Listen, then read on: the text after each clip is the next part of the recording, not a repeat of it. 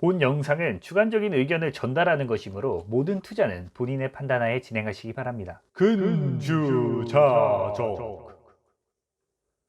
안녕하세요. 카이노스메드 강성주주 카이저 소재입니다. 카이노스메드가 오늘처럼 지지부진하고 강성주주님들께 또다시 힘든 시련의 시간을 줬어요. 그래서 다른 떡상 종목을 살펴보고 떡상 종목들처럼 우리 카이노스메드도 함께 떡상 치자는 의미에서 떡상은 내 친구 시간을 마련해 보았습니다. 오늘 그 첫 번째 시간으로 효성중공업에 대해서 한번 살펴보도록 하겠습니다. 효성중공업은 원래 25,000원 수준으로 머물러 있었던 종목이었다. 그런데 최근 그린 뉴딜 대장주로 각광을 받으면서 엄청난 떡상을 이뤄냈어요. 특히 최근 연상에 가까운 수준으로 한번 큰 폭으로 떡상을 한 적이 있죠.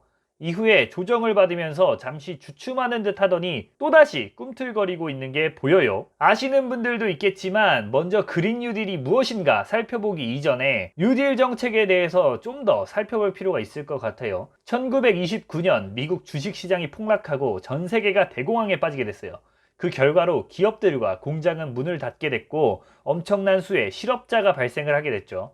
이를 해소하기 위해서 미국 루즈벨트 대통령이 1933년부터 1939년까지 경제 대공황 극복을 위해 실시한 일련의 경제 정책을 뉴딜 정책이라고 해요. 이 당시에 정부가 나서서 댐도 건설하고 교통망 구축 프로젝트도 추진하면서 새로운 일자리들이 창출됐었죠. 어떻게 보면 자본주의라는 경제 원칙에 정부가 자기적으로 일부 개입을 하면서 경제 부흥을 이끌어내기 위한 노력을 하는 건데, 이번 정부에서도 코로나 사태 이후에 악화된 경제를 회복시키기 위한 일환으로서 한국판 뉴딜이라고 하면서 발표를 하게 된 거예요. 발표된 자료를 살펴보면 한국판 뉴딜은 총 3가지로 나뉩니다. 디지털 뉴딜, 안전망 강화, 그린 뉴딜, 이렇게 3가지예요.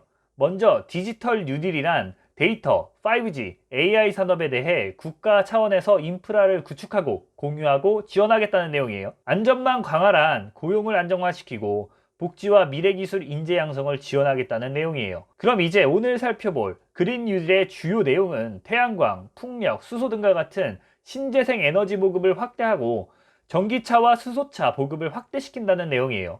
이 중에서 효성중공업은 수소와 수소차 관련된 내용으로 현재 주목을 받고 있는 것이죠. 효성중공업은 수소 충전소와 관련해서 기술력을 선점하고 있다고 해요. 뉴스 자료를 살펴보면 효성중공업은 수소 충전소 기술을 선점하고 있다. 전력 사업과 건설 사업을 해온 노하우 덕이다 라고 하면서 액화수소 부문에서 가장 앞선 기술력을 확보하고 있는 독일의 린덴그룹과 손을 잡고 수소 충전소를 건립하기로 했다고 하죠.